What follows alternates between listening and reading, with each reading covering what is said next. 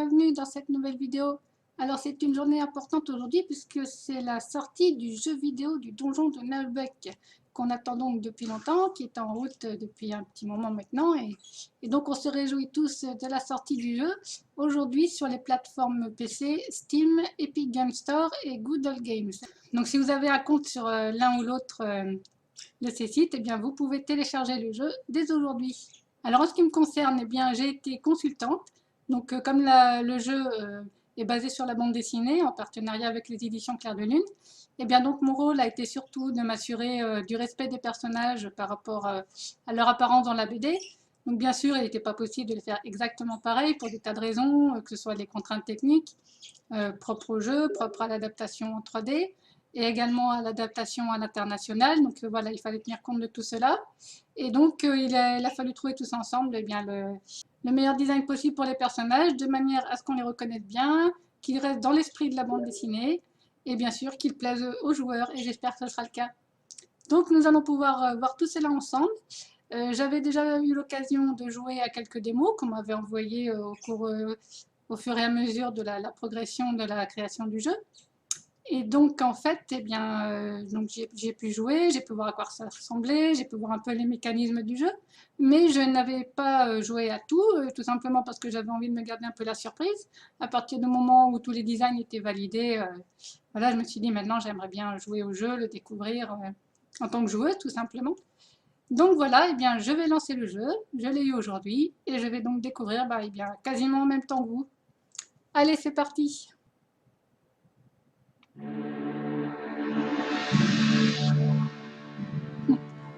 C'est marrant, on voit les petits dirigeables gobelins dans le fond, si vous vous souvenez. Donc j'avais dessiné les dirigeables.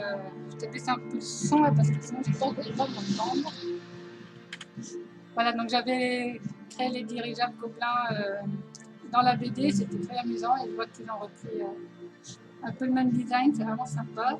Un petit perso qui bouge à l'avant-plan, le donjon. Et la musique est très chouette aussi. Alors les musiques sont signées John Lang, hein, c'est lui-même qui a réalisé la soundtrack du jeu et il me l'a fait écouter, elle est vraiment, vraiment excellente. Et ben, en fait, la soundtrack est disponible dans la version deluxe du jeu, donc forcément, franchement, je vous la conseille, elle est vraiment excellente.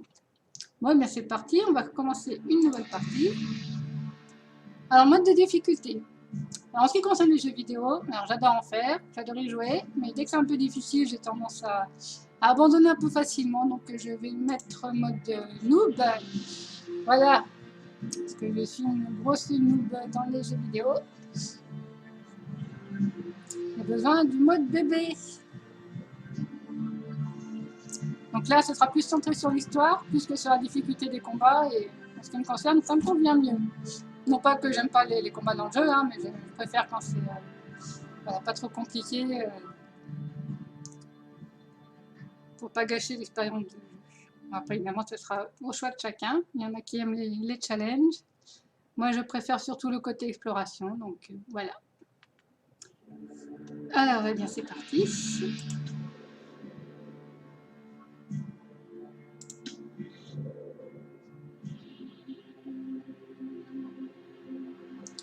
Là, c'est très joli, elle est ressemblante, le Ranger aussi, le Ménestrel, on reconnaît bien tout le monde, c'est vraiment sympa.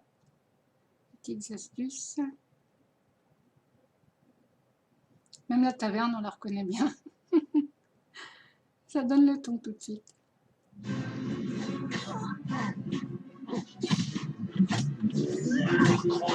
Vous passerez pas. Passer, je passe pas, je regarde.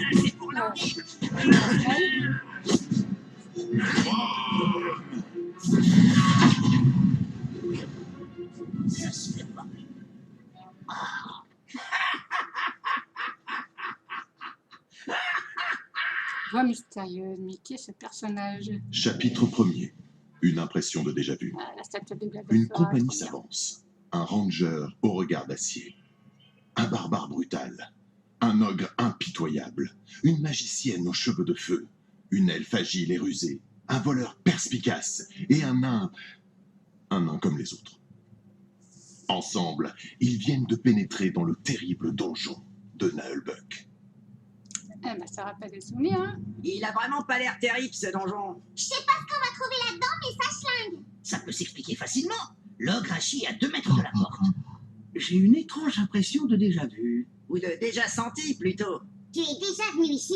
Il ne me semble pas, pourtant. Sans doute que non, personne n'y est jamais entré. Au fait, quelle est donc notre mission? Nous devons retrouver la 12e statuette de Gladolfera. Une statuette? Il est écrit dans les tablettes de Skelos que seul un gnome des forêts du Nord, unijambiste, dansant à la pleine lune au milieu des 12 statuettes enroulées dans du jambon... le gnome au milieu des statuettes enroulées dans du jambon, donc, qui ouvrira la porte de Zaralbak et permettra l'accomplissement de la prophétie. Mais quelle est donc cette étrange prophétie? Aucune idée. C'est la fortune qui nous intéresse. C'est pour ça qu'on est entré. Même que j'ai frappé pour qu'on vienne nous ouvrir. Et que je t'ai traité de quiche. Bon, ça va, l'ambiance pourrie? Concentrons-nous sur la statuette. Est-ce qu'on a une idée de son emplacement? Comme toutes les statuettes, elle est dans une salle au trésor, gardée par un puissant magicien. Baston! Si ça se trouve, ses pouvoirs sont plus forts que les miens. Ça va pas être dur. Et sinon, il y a quoi comme monstre? Alors, comme monstre dans ce donjon, si on regarde dans la table des rencontres, on peut trouver toutes sortes de morts vivants. Des araignées géantes, des orques et des gobelins, Je déteste les gobelins. des trolls dans les souterrains, des sorciers, des guerriers maudits, des rats mutants, une bouteille d'huile, du papier toilette, 2 éponges et des raviolis. Je crois que tu as lu aussi ta liste de courses. Et il n'y a pas de dragon. Ben non, on n'a pas le niveau. Bon, en avant. Bon, bah, tout ça, évidemment, semblera bien familier pour ceux qui connaissent. C'est vraiment sympa. Alors, pour ce qui est des voix, forcément, à l'époque, John Lang faisait toutes les voix lui-même. Et donc là, vu le nombre de personnages, c'était évident qu'il n'aurait pas pu tout faire lui-même. Donc, il y a pas mal d'invités qui incarnent les différents personnages. Alors, je ne les connais pas tous. Je vais vous aussi également découvrir en même temps que vous. Il y en a certains que je connais, mais je vais vous laisser la surprise de la découverte. Allez, donc on clique pour avancer le groupe avec le ranger en tête. Donc, je suppose que c'est Zangar là sur la statue. On peut zoomer, dézoomer. Parfait, très bien. Bah, comme ça, on voit les personnages de plus près. Vraiment sympa. On fait une rotation A et E. D'accord. Et donc là, eh ben oui, c'est ce cher Zangar. Très bien. Allez, on avance. Stop! Nous arrivons à une intersection et 3 choix s'offrent à nous.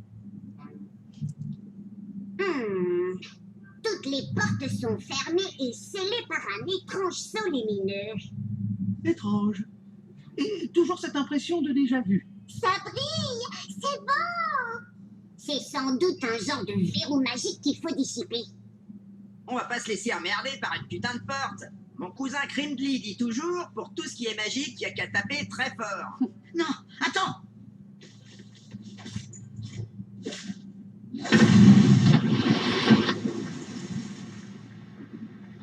Ok, ça commence. Aïe, ma tête! Espèce de crétin de... Mais ils sont où? Merde! Hé! Le nain! L'elfe! Ah punaise! Tout le monde est perdu sauf moi! Hé, c'était quoi ce bruit? Pas mal la référence, hein, pour ceux qui connaissent. Bon, bah, on va essayer de retrouver les copains, puisqu'ils sont partis. Donc là, c'est déjà une première différence par rapport à l'histoire d'origine. Ah misère! Un orque! Ah là là, mais je suis tout seul! Une excellente situation pour aborder la question du combat. Question cruciale des aventures dans les donjons mystérieux. Ouvrir porte, moi entrer, besoin, moi manger pas des tripes de bouc pas frais. J'ai pas fini! Allez-vous-en, vilain! On dirait la voix de l'elfe. Bon, restons calmes. Il est tout seul, ça devrait aller. Bon, la première baston. Alors, comment ça se passe? Une action, il y a un moment partout. Ah, ça me rappelle les Rocos, ça c'est cool. Ok.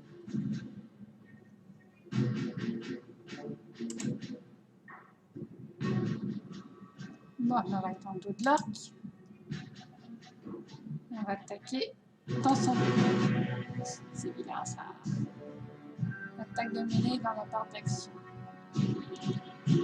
C'est parti.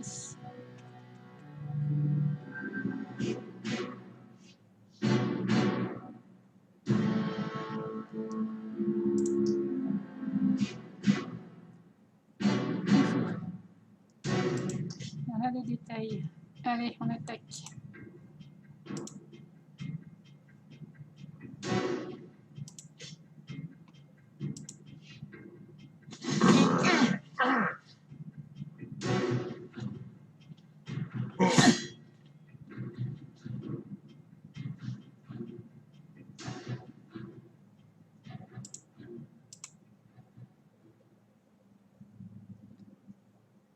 C'est le détail de ces états. Ok.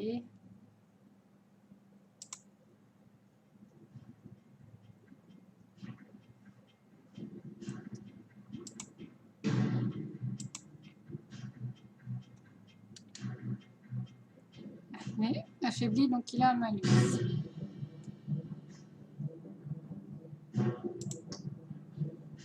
Ok, donc il sera moins dangereux.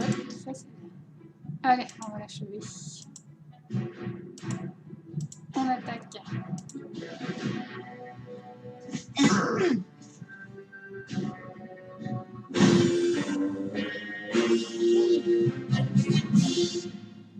Super.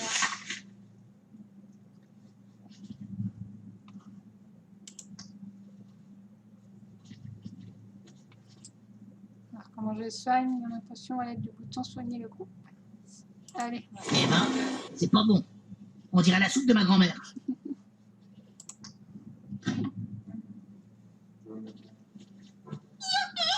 m'as sauvé.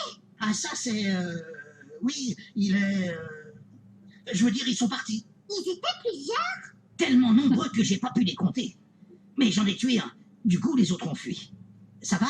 C'était horrible. Je me suis retrouvée dans ces toilettes dégoûtantes. Mais où sont les autres? Qu'est-ce qui se passe? C'est cet imbécile de nain. Il a dû déclencher un piège magique. On dirait que le groupe a été éparpillé dans tout l'étage. Il faut les retrouver. Et si on retrouvait tout le monde? Sauf le nain. Non, on va avoir besoin de sa hache s'il y a d'autres orques. Tu veux dire qu'ils seront trop nombreux, même pour toi? Oui, voilà, c'est... Même les plus grands héros ont leurs limites. Bon, ne traînons pas ici.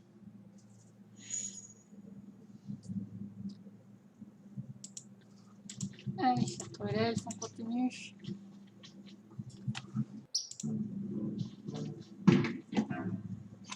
Ah, voilà le voleur. En plus, c'est pas le nain. Silence! Vous allez nous faire repérer. Il y a des orques dans cette pièce et ils ont des arcs. Il faut élaborer un plan. Le plus simple est sans doute de vous les attaquer pendant que je monte la garde à l'arrière. Des fois qu'on essaye de nous prendre par surprise. On dirait un truc de foie jaune pour échapper au combat. Pas du tout. C'est un comportement rationnel. J'ai un arc, moi aussi. Je peux tirer des flèches. Oula! Cela fait une deuxième bonne raison de rester à couvert. Derrière un obstacle, on est moins vulnérable au tir. Même au tir fratricide. Bon, si on veut avancer, pas le choix. Il faut se débarrasser de ces orques. Ils sont combien? Pour l'instant, je n'en vois qu'un. Mais les autres doivent être proches. Ouais, je vois le genre. Un groupe de 1. J'ai horreur des gens qui exagèrent. Quand on est tout seul, on peut foncer tête baissée. Mais en groupe, un combat, ça se prépare. Savoir bien se placer peut vous permettre d'éviter de cuisantes défaites. Alors, un combat à plusieurs, comment ça se passe? C'est vraiment beaucoup basé sur la stratégie, les compétences de chacun.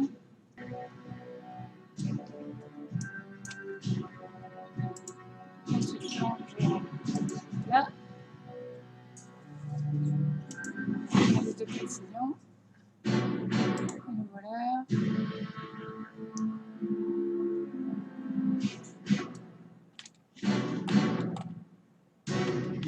Allez. Hop. Initiative, ok.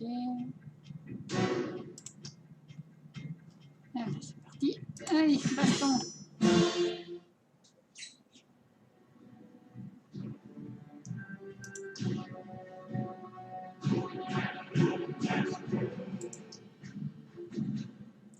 Ouf. C'est quand même très technique. On remarque que c'est un RPG tactique, donc c'est normal. On va retarder son tour.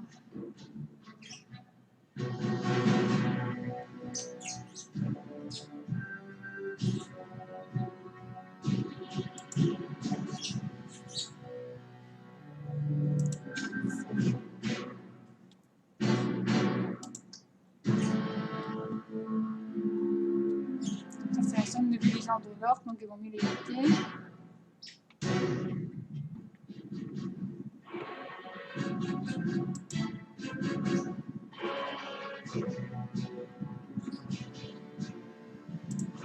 Je peux faire tout un trajet en gardant contrôle appuyé, c'est pas mal.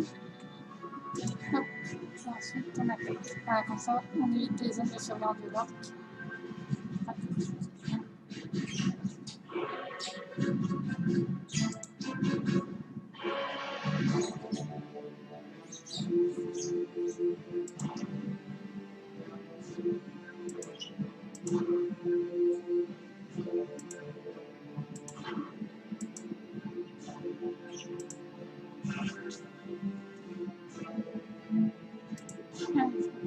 Une flèche.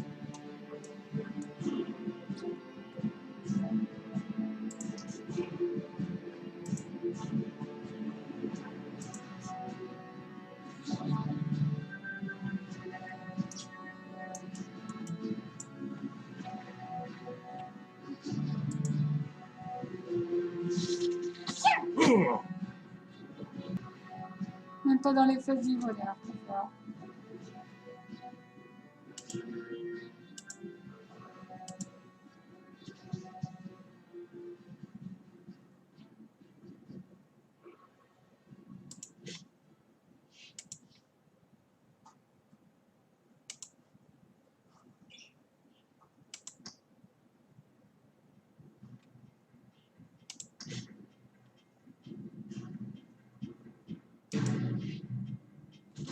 Très bien frappé. Prends ça, fils de poule asthmatique!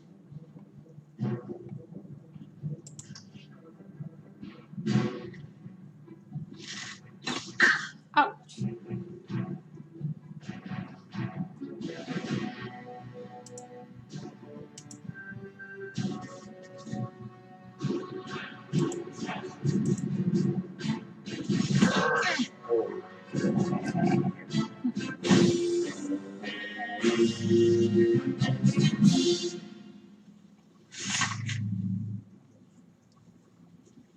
Allez, on prend le pain et on continue.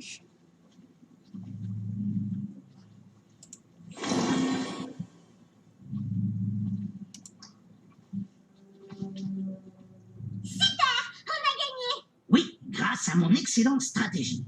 Continuons, les autres ne sont sans doute pas loin. Et on a gagné l'expérience. Bon, ben voilà, je pense qu'on a montré pas mal la mécanique du jeu. C'est vraiment sympa, les personnages sont ressemblants, ils ont vraiment des animations propres. Les voix collent bien, une fois qu'on s'habitue un peu à la différence.